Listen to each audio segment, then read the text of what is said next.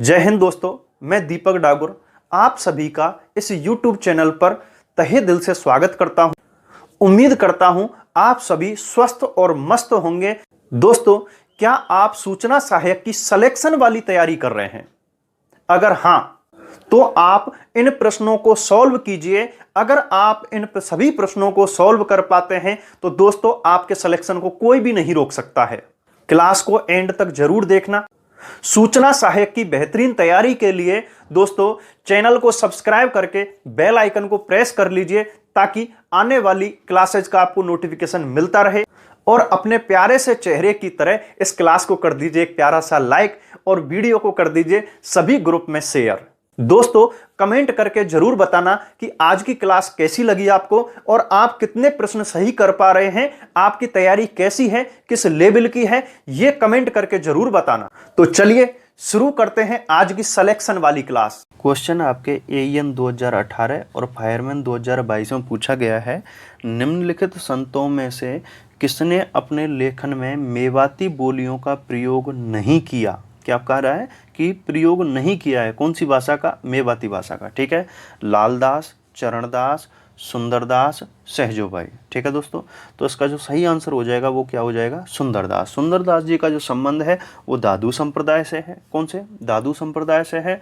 और सुंदरदास जी का जो जन्म है वो खंडेलवाल वैश्य परिवार दौसा में हुआ था। ठीक है, और ये आपके आ गए थे कहाँ पर? जयपुर में आ गए थे। ठीक है, इन्हें कई सारी भाषाओं का ज्ञान था सुंदरदास जी को, लेकिन इन्होंने अपनी भाषा में मेवाती भाषा का प्रयोग नहीं किया है। मेवाती भाषा का प्रयोग करने वाले लालदास जी हैं, नगला भरतपुर में इनकी पीठ थी। ठीक है, चरणदास जी हैं, इनकी पीठ दिल्ली में थी। और इन्हीं की दो शिष्या थीं, सहजोबाई और दयाबाई। और इन तीनों ने अलवर के होने के कारण, मेवात के क्षेत्र के होने के कारण अपने ग्रंथों में इन्होंने मेवाती भाषा का उपयोग किया है। ठीक है, चलिए अगला क्वेश्चन। संगणक 2021 और एईएन 2013 में पूछा गया है, राजस्थान के संत पीपा के गुरु कौन थे? ठीक है, संत पीपा के गुरु कौन थे? गोरखनाथ, सुंदरदास, रैदास, रामानंद। ठीक है, तो संत रैदास के जो गुरु हैं उनका नाम क्या है? रामानंद। ठीक है, चलिए अगला क्वेश्चन है, पटवार 2021 और ईओ 2018 में पूछा गया है, संत पीपा की गुफा कहाँ है? ठीक है, अब देखो ये जो क्वेश्चन है ये पटवार में जब दिया गया तो इसका आंसर कुछ और मान लिया गया। ठीक है, यानी कि इसके गागरोन मान लिया आंसर उन्होंने। ठीक है, बोर्ड ने, अधीनस्थ बोर्ड ने। हालांकि इससे पहले ये ईओ 2018 में आया हुआ क्वेश्चन है। और ईओ जब आरपीएससी ने एग्जाम लिया था तो उन्होंने इसका ऑप्शन जो है वो क्या माना था? टोड़ा। क्या माना है? टोड़ा। बाकी ऑथेंटिक भी है और सही भी है। ठीक है, अब हो सकता है अधीनस्थ बोर्ड का कोई रिश्तेदार फेल हो रहा होगा तो इस वजह से, और वो गागरोन करके आ गया होगा तो इस वजह से उन्होंने इस ऑप्शन को मान लिया है। ठीक है, क्योंकि अधीनस्थ बोर्ड तो गलत क्वेश्चन मानने के लिए बहुत ही प्रसिद्ध है। ठीक है, तो गागरोन में तो इनका संत पीपा का जन्म हुआ था। क्या हुआ था? जन्म हुआ था। और गागरोन में इनकी छतरी बनी हुई है। ठीक है, चलिए अगला क्वेश्चन। जाम्बोजी जहां प्रवचन करते थे वे क्या कहलाता है? वह क्या कहलाता था? ठीक है, उद्योग निरीक्षक 2019 में क्वेश्चन पूछा गया है, खोलकी, सांथरी, अलकदरीवा, गद्दी। ठीक है, तो जम्बोजी जहां बैठ करके प्रवचन करते थे उस स्थान को क्या कहते हैं? हम ये चीज पूछ रहे हैं मेनली इसमें। तो इसका सही आंसर क्या हो जाएगा? सांथरी। क्या हो जाएगा? सांथरी हो जाएगा। ठीक है, चलिए अगला क्वेश्चन। क्योंकि जो अलकदरीवा है ये दादू दयाल जी के जो प्रवचन हैं उनको अलकदरीवा कहा जाता है। क्या कहते हैं? अलकदरीवा। और खोलकी, दादू दयाल जी की जो गुफा है उनको हम खोलकी कहते हैं। ठीक है, गद्दी यानी कि तो कॉमन हो जाती है, कोई भी बैठने वाला गद्दी पर वो हो जाता है। ठीक है, चलो अगला क्वेश्चन है, कंप्यूटर सहायक 2018 में पूछा गया है, राजस्थान के कौन से संत बीकानेर में कतरिया सर से संबंधित हैं? ठीक है, कंप्यूटर सहायक 2018 में पूछा गया है, विष्णु स्वामी, सिद्ध जसनाथ, ठीक है, नागा साधु, इनमें से कोई नहीं। तो कतरिया सर से संबंधित कौन है भैया? आपके सिद्ध जसनाथ। कौन है? सिद्ध जसनाथ। ठीक है, यानी कि जसनाथ जी की बात हो रही है यहाँ पर। चलिए अगला क्वेश्चन, प्रयोगशाला सहायक 2018 में पूछा गया है, राजस्थान के किस संत और रामानंद के शिष्य ने अपने राज्यों को त्याग कर गुरु मंडली में सम्मिलित हुए? संत मावजी, संत पीपा, संत हरिदास, उपरोक्त सभी। तो दोस्तों इसका जो सही आंसर है वो क्या हो जाएगा, संत पीपा। क्योंकि संत पीपा जो है इनके प्रताप सिंह खींची, ठीक है, इनका नाम हुआ करता था और इन्होंने अपना राजपाट छोड़ करके और अपनी छोटी पत्नी, यानी कि इनके वैसे कहते हैं कि 20 पत्नियां थी इनके, तो उनमें से जो सबसे छोटी पत्नी थी सीता जिसका नाम था, उसे लेकर के और अपने गुरु रामानंद की शरण में चले जाते हैं और उन्हीं से शिक्षा प्राप्त करते हैं। ठीक है, चलिए अगला क्वेश्चन आपका, प्रयोगशाला सहायक 2018, वरिष्ठ अध्यापक 2018, महिला पर्यवेक्षक 2015 में पूछा गया। आप सोच लीजिए कितनी बार ये क्वेश्चन रिपीट हुआ है। दादू और उनके शिष्यों की रचनाएं अधिकतर किस भाषा में पाई जाती हैं? मेवाड़ी, मारवाड़ी, शेखावाटी, ढूंढाड़ी। ठीक है, तो दोस्तों जो दादू दयाल जी का संबंध है वो कहाँ से है? जयपुर से। और जयपुर वाले क्षेत्र को हम पहले क्या कहते थे? ढूंढाड़। और ढूंढाड़ में कौन सी भाषा बोली जाती है? ढूंढाड़ी। तो इन्होंने ग्रंथ भी कौन सी भाषा में लिखे हैं? ढूंढाड़ी। ठीक है, ग्रंथ भी ढूंढाड़ी भाषा में लिखे हैं और दादू दयाल जी जो अपने उपदेश देते थे वो भी कौन सी भाषा में? ढूंढाड़ी भाषा में। ठीक है, चलो अगला क्वेश्चन है, कृषि पर्यवेक्षक 2018 में पूछा गया है, संत गुणसागर व नाममाला किस संत द्वारा रचित हैं? संत हरिदास, दादू दयाल, सुंदरदास, चरणदास। तो संत गुणसागर व नाममाला जो ग्रंथ हैं दादू दयाल जी द्वारा लिखे गए थे। किसके द्वारा? दादू दयाल जी के द्वारा लिखे गए थे। ठीक है, अगला क्वेश्चन जो है आर्थिक अन्वेषक 2018 में पूछा गया है, निम्नलिखित में से किसे राजस्थान के कबीर के नाम से जाना जाता है? दादू दयाल जी, पाबू जी, गोगा जी, रामदेव जी। ठीक है, तो इसका जो सही आंसर है वो क्या हो जाएगा? दादू दयाल जी। ठीक है, क्योंकि दादू दयाल जी जो हैं वो दोहे के रूप में अपने प्रवचन कहा करते थे, इसी कारण इन्हें राजस्थान के कबीर के नाम से जाना जाता है। और इनका एक ग्रंथ भी है, दादू जीरा दूहा। ठीक है, इस नाम से इनका एक और ग्रंथ है। ठीक है, अगला क्वेश्चन, कॉलेज व्याख्याता 2018 में पूछा गया है, निम्नलिखित को सुमेलित कीजिए और नीचे दिए गए कूट की सहायता से सही चुनिए। ठीक है, तो यहाँ पर संत दिया हुआ है, संत का नाम है और यहाँ पर जन्म स्थान दिया है। ठीक है, यानी कौन से संत का कौन सी जगह जन्म हुआ ये चीज पूछी गई है। रामदास भीमकोर, जसनाथ कतरियासर, दरियाब जी जैतारण, पाली में पड़ता है। ठीक है,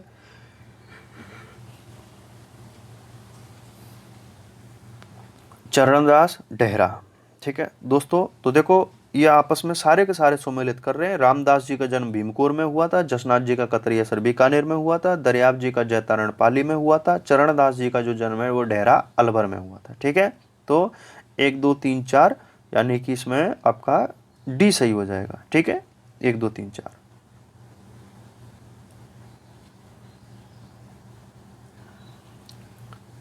क्वेश्चन है, बालिंद जी के गुरु कौन थे? ठीक है, रामानंद, जसनाथ, दादू दयाल, रज्जब। तो बालिंद जी के जो गुरु हैं वो कौन से हैं? दादू दयाल जी। कौन से हैं? दादू दयाल जी। ठीक है, और बालिंद जी ने एक ग्रंथ भी लिखा था जिसका नाम था ओरिलो। क्या नाम था? ओरिलो। ठीक है, इस नाम से इन्होंने एक ग्रंथ लिखा था बालिंद जी ने। ठीक है, चलिए अगले क्वेश्चन की तरफ, लोक संत जम्बो जी का जन्म कब हुआ? 1652 ईस्वी, 1498 ईस्वी, 1444 ईस्वी और 1451 ईस्वी। तो दोस्तों जम्बो जी का जो जन्म है वो 1451 ईस्वी में हुआ था। कब हुआ था? 1451। ठीक है, चलिए अगला क्वेश्चन है, कौन सा कूट सुमेलित नहीं है ये पूछ रहा है। यहाँ लोक संत दिया हुआ है और यहाँ जन्म वर्ष दिया हुआ है। ठीक है, मीराबाई 1498, दादू दयाल जी 1544, जसनाथ जी 1482, चरणदास जी 1503। दोस्तों सुमेलित नहीं है पूछा गया है, तो इसमें जो चरणदास जी हैं वो सुमेलित नहीं है क्योंकि 1503 ना होकर के 1703 है। कब है? 1703। ठीक है, 1703 में इनका जन्म हुआ था। ठीक है, चलिए अगला क्वेश्चन है आपका, मुगल सम्राट अकबर द्वारा किस संत को फतेहपुर सीकरी आमंत्रित किया गया था? सुंदरदास, दादू दयाल, लालदास, चरणदास। ठीक है, तो अकबर ने यानी कि अकबर की बात कर रहा है, अकबर ने किस लोक संत को अपने दरबार में निमंत्रण दिया था, आमंत्रित किया था? तो इसमें सही आंसर जो है वो हो जाएगा दादू दयाल जी।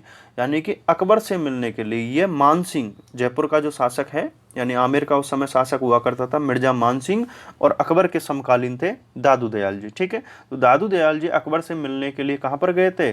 फतेहपुर सीकरी। और फतेहपुर सीकरी कहाँ पड़ता है आपका? आगरा में पड़ता है। ठीक है, अगला क्वेश्चन है, संत मावजी का जन्म कहाँ हुआ? पीपासर, कतरियासर, सापुरा, सावला गांव। ठीक है, तो दोस्तों जो संत मावजी हैं, संत मावजी ने एक संप्रदाय है और उस संप्रदाय का नाम है निष्कलंक। क्या नाम है? निष्कलंक। इस निष्कलंक संप्रदाय की स्थापना की थी। और संत मावजी का जो जन्म है वो सावला गांव, और सावला गांव कहाँ पड़ता है दोस्तों? डूंगरपुर। कहाँ पड़ता है? डूंगरपुर। ठीक है, सावला गांव डूंगरपुर में इनका जन्म हुआ था। मेरे प्यारे लाडले और लाडलियों, मेरे दोस्तों, चैनल को सब्सक्राइब कर लीजिए और वीडियो को कर दीजिए लाइक। यह काम आपको बार बार नहीं बोलना पड़े, तो इसको तो बिना सोचे समझे कर ही लीजिए, क्योंकि इतनी मेहनत करके हम आपके लिए टेस्ट सीरीज लेकर के आए हैं सुपर 30। तो भरपूर आनंद लीजिए और शेयर जरूर करते रहिए, इसी में हमें खुशी मिलती है। चलिए, अगला क्वेश्चन है आपका, उत्तर भारत में भक्ति आंदोलन के जनक थे। ठीक है, उत्तर भारत में भक्ति आंदोलन के जनक थे कबीर, रामानंद, दादू दयाल, रैदास। तो दोस्तों याद रखना है, उत्तर भारत में भक्ति आंदोलन की जो अलख जगाने वाले संत हैं उनका नाम है रामानंद। क्या नाम है? रामानंद। और इन्हीं रामानंद के 12 प्रमुख शिष्य थे। कितने? 12। ठीक है, चलिए अगला क्वेश्चन है आपका, रामानंद जी के शिष्य नहीं थे। ठीक है, कौन इनके शिष्य नहीं है? कबीर, रैदास, धन्ना जी, पीपा जी, सदना जी, सेना जी, अनंतानंद, भावानंद, सुखानंद, नरहरियानंद, पद्मावती, सुरसुरी, सुंदरदास, माधवदास, गरीबदास, मिस्किनदास। ठीक है, तो रामानंद के शिष्य कौन नहीं है इनमें से? तो आपका आंसर हो जाएगा डी। को क्या हो जाएगा? डी। क्योंकि सुंदरदास, माधवदास, गरीबदास, मिस्किनदास, ये चारों के चारों दादू जी के शिष्य हैं। किसके हैं? दादू जी के। ठीक है, दादू जी के शिष्य रहे ये। जबकि कबीर, रैदास, धन्ना जी और पीपा जी और आपके सदना जी और सेना जी, यहाँ तक के जो संत हैं, ये ऊपर के 4 और ये नीचे के 2, ये वाले आपके निर्गुण भक्ति के हैं। कौन सी के हैं? निर्गुण भक्ति शाखा। यानी कि रामानंद जी के शिष्य 2 तरीके के थे, एक तो सगुण भक्ति को मानने वाले और एक निर्गुण भक्ति को मानने वाले। तो कबीर, रैदास, धन्ना जी, पीपा जी, सदना जी और सेना जी, ठीक है, ये निर्गुण भक्ति के थे। ठीक है, अनंतानंद, भावानंद, सुखानंद, नरहरियानंद और पद्मावती और सुरसुरी, ठीक है, ये वाले जो हैं ये सगुण के थे। ठीक है, सगुण भक्ति को मानने वाले थे। और इस तरीके से रामानंद जी के कुल कितने शिष्य हो जाते हैं? 12। कितने हो जाते हैं? 12। ठीक है, चलिए अगला क्वेश्चन है आपका, दिल्ली के किस बादशाह ने जसनाथ जी से प्रभावित होकर इन्हें गोरखमालिया में 500 बीघा जमीन भेंट की? अकबर, औरंगजेब, इब्राहिम लोदी, सिकंदर लोदी। तो दोस्तों याद रखना है, सिकंदर लोदी। सिकंदर लोदी इनसे बहुत प्रभावित हुआ था जसनाथ जी से। ठीक है, और इनसे प्रभावित होकर के गोरखमालिया गांव पड़ता है, वो आपके बीकानेर में है, और यहाँ 500 बीघा जमीन जसनाथ जी के लिए सिकंदर लोदी ने दी थी। किसने दी थी? सिकंदर लोदी ने। ठीक है, चलिए अगला क्वेश्चन है आपका, लोक संत जसनाथ जी के बारे में सत्य है। ठीक है, सत्य पूछ रहा है, क्या है? राव लूणकरण को बीकानेर राज्य इन्हीं के आशीर्वाद से प्राप्त हुआ। हारो जी, चोखन जी, लालनाथ जी व रामनाथ जी जसनाथ जी के शिष्य हैं। ठीक है, ये सही है। रामनाथ जी द्वारा रचित ग्रंथ यशोनाथ पुराण, किसके द्वारा? रामनाथ जी, ये आपके जसनाथ जी के शिष्य थे। यशोनाथ पुराण बाइबल के समान पवित्र है। किसके? बाइबल के समान पवित्र है, बिल्कुल सही बात है। इनके शिष्य रुस्तम ने औरंगजेब को चमत्कार दिखाए थे। बिल्कुल, मुगल दरबार में जाकर के और औरंगजेब को चमत्कार दिखाने वाले इनके शिष्य रुस्तम। ठीक है, और इसी कारण ये 4 ऑप्शन क्या हो जाएंगे? सही हो जाएंगे। ठीक है, सारे सही हैं। लूणकरण को भी बीकानेर राज्य इन्हीं के आशीर्वाद से प्राप्त हुआ था। ठीक है दोस्तों, चलिए अगले क्वेश्चन की तरफ,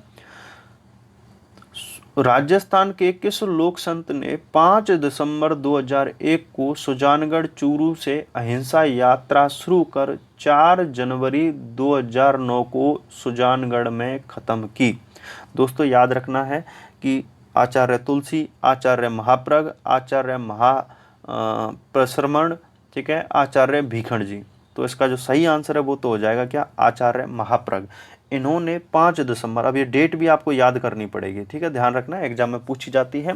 5 दिसंबर 2001 को सुजानगढ़ चूरू से इन्होंने अहिंसा यात्रा शुरू की थी और 4 जनवरी 2009 को, ठीक है, यानी कि लगभग 8 साल चलने के बाद में इन्होंने वापस सुजानगढ़ में ही आकर के उस यात्रा को क्या किया था, खत्म किया था। ठीक है, चलिए अगला क्वेश्चन है आपका, आचार्य तुलसी ने अणु व्रत आंदोलन की शुरुआत कब व कहां से की।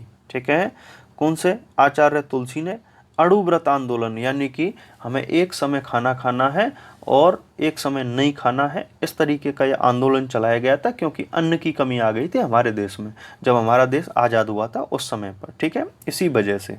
या फिर इन्होंने एक दूसरा नियम भी निकाला था कि सप्ताह में हम एक दिन क्या रखेंगे, उपवास रखेंगे, जिससे भूखे लोगों को, जो उससे उस दिन का जो अनाज बचेगा वो भूखे लोगों को खिलाया जा सके। ठीक है, तो ऑप्शन दिए हुए 1 मार्च 1949 सरदार शहर चूरू, ठीक है, 5 दिसंबर 2001 सरदार शहर चूरू, 1 मार्च 1949 सुजानगढ़ चूरू, 5 दिसंबर 2001 सुजानगढ़ चूरू। तो दोस्तों जो अणु व्रत आंदोलन की शुरुआत की थी इन्होंने 1 मार्च 1949 को सरदार शहर, कौन से, सरदार शहर चूरू से की थी। ठीक है, चलिए अगला क्वेश्चन है आपका, पीपाजी का मुख्य मंदिर स्थित है किसका, लोक संत पीपा की पूछ रहा है, गागरोन, समदड़ी, मसूरिया, टोडा, रायसिंह। तो दोस्तों याद रखना है, पीपा जी का जो मुख्य मंदिर है वो कहाँ पर है आपके, समदड़ी, और समदड़ी कहाँ पर है आपके, बाड़मेर में। कहाँ पर है, बाड़मेर में। ठीक है,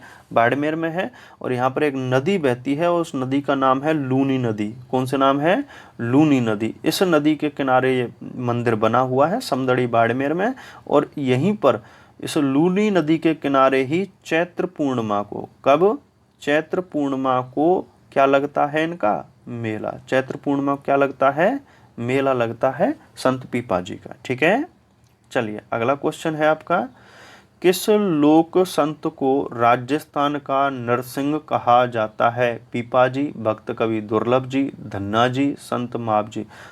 याद रखना है दोस्तों, राजस्थान का नरसिंह किसे कहा जाता है, भक्त कवि दुर्लभ जी को कहा जाता है। ठीक है, चलिए यही क्वेश्चन आता है दुर्लभ जी के बारे में, और कुछ नहीं है। ठीक है, चलो अगला क्वेश्चन है, किस संत ने भगवान की मूर्ति को हठपूर्वक भोजन कराया, पीपाजी, भक्त कवि दुर्लभ जी, धन्ना जी, संत माप जी। ठीक है, तो भगवान की मूर्ति को हठपूर्वक भोजन कराया था धन्ना जी ने। किसने कराया था, धन्ना जी।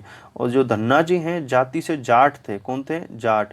और धुवन गांव टोंक में इनका क्या हुआ था, जन्म। धुवन गांव टोंक में जन्म हुआ था, जाति से जाट, जाट मतलब अड़ने वाले, अड़ियल। ठीक है, अड़ गए, भगवान की मूर्ति को भोजन खिला के ही छोड़ूंगा। तो कहते हैं कि भगवान ने जो मूर्ति है उन्होंने इनका भोजन खाया था, और उसके बाद में भगवान ने प्रसन्न होकर के इनकी गाय चराई थी। क्या चराई थी, इनकी गाय चराई थी। ठीक है,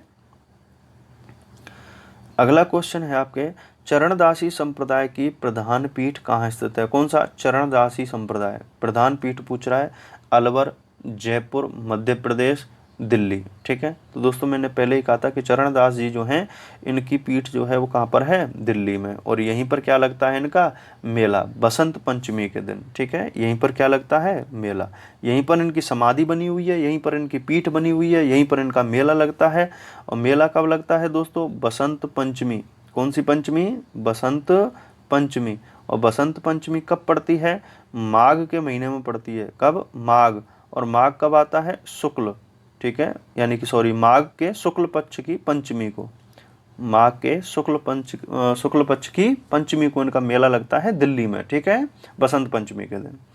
चलिए अगला क्वेश्चन है, लोक संत चरणदास जी से संबंधित असत्य कथन है। क्या पूछ रहा है, असत्य कथन पूछ रहा है। इन्होंने अपने संप्रदाय के 36 नियमों के पालन पर जोर दिया। इन्होंने दिल्ली पर नादिर शाह के आक्रमण की भविष्यवाणी की। ये मेवात क्षेत्र में जन्मे तथा दिल्ली को इन्होंने अपनी कार्यस्थली बनाया।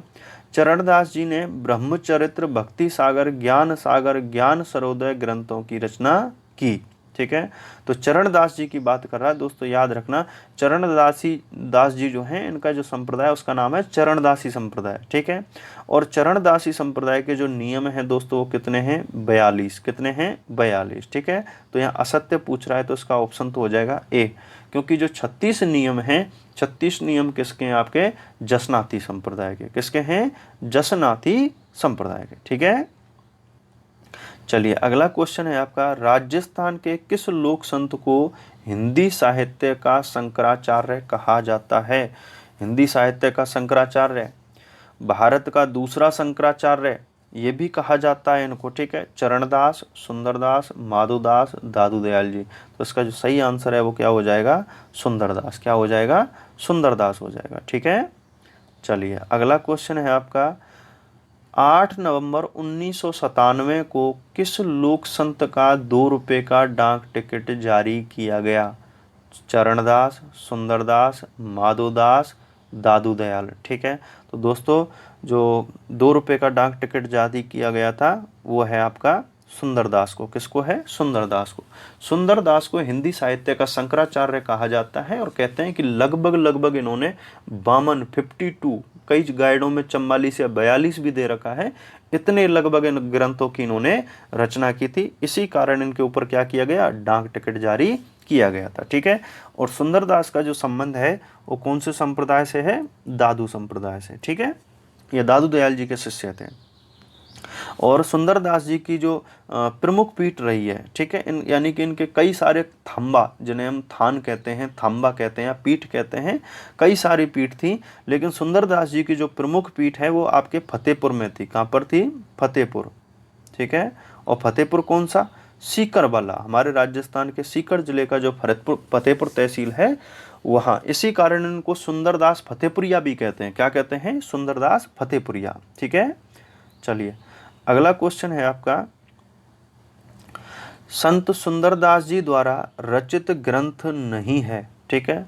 मैंने कहा कि सुंदरदास जी ने लगभग 42 ग्रंथ लिखे थे, ठीक है। तो कौन सा ग्रंथ इन्होंने नहीं लिखा? कायाबेली, परिचय का अंग, पंथ परीक्षा, आत्मबोध, सुख